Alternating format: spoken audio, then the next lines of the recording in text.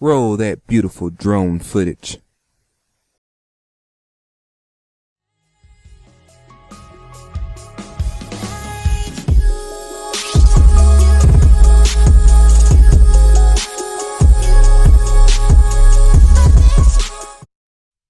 What's up, guys? TJ here with another TJ Flies video. If you like these types of videos, please like, share, and subscribe. I really appreciate it. Also, hit that bell icon so you can get notifications whenever I release new videos.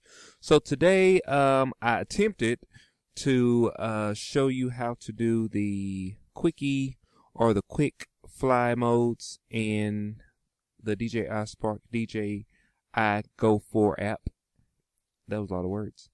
And I tried to do the screen record. For whatever reason, iOS 11 hates my guts and didn't record it.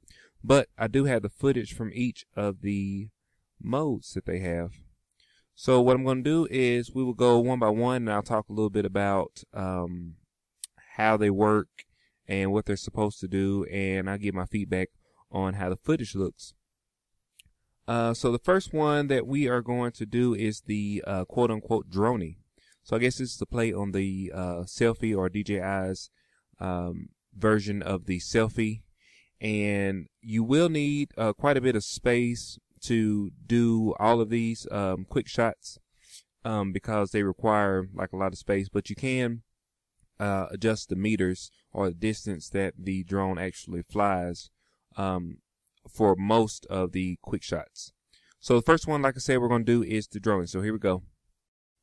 So the drone starts with an active track of yourself. So you have to click on the controller icon and go to Quickshot and click on the droning. And what you'll need to do is you'll need to draw like a box around yourself, and it will track you as the subject of the droning.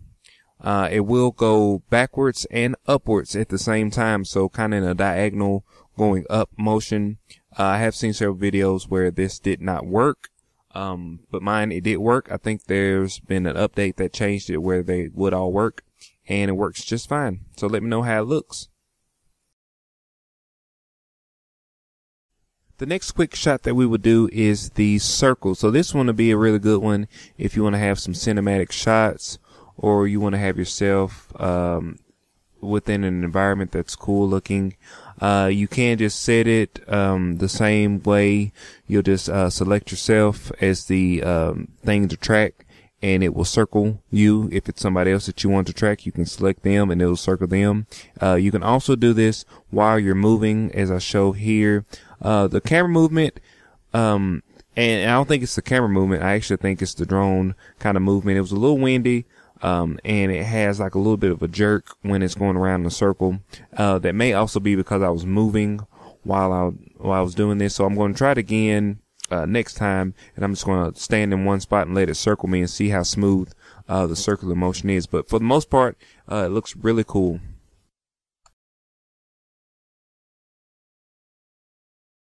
The next one is going to be the Helix. This is the one that I was the most excited for. I've seen this Helix motion in several movies and shows and things, and I know when I'm thinking of dramatic or cinematic footage, I think of this motion. So to think that I can do this on my own was a really neat idea. I will say that you need a lot of space to do the Helix because it moves not only upwards but outwards at the same time, and you can set the meter distance on your DJI Go 4 app. This is a really, really cool shot.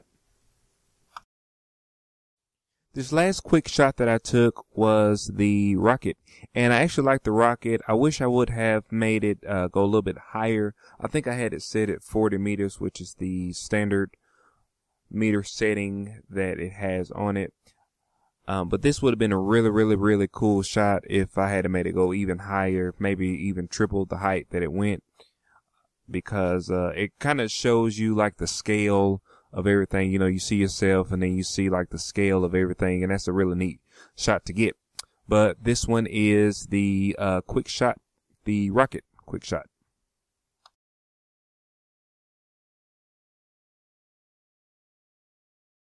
All right, the last mode that I want to talk about was the active track, and this is not necessarily a quick shot, but it is within the menu of the DJI Go 4 app.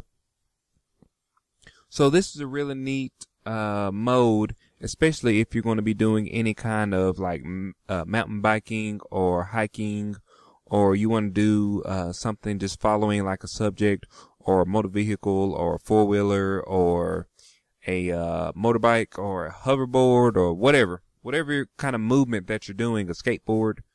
The active track is going to be really, really neat for you to follow your subjects.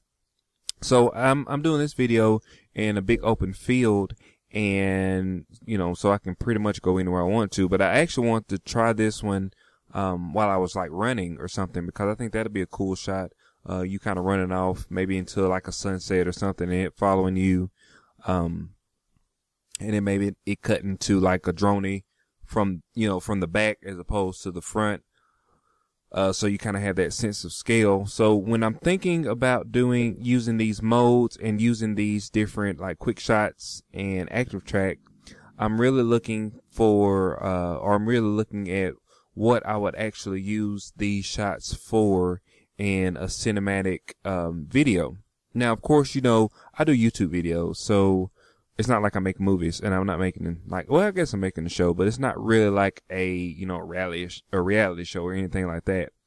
But I do like to incorporate cinematic footage within my videos, because I think that adds depth to my videos, and it makes people want to watch them.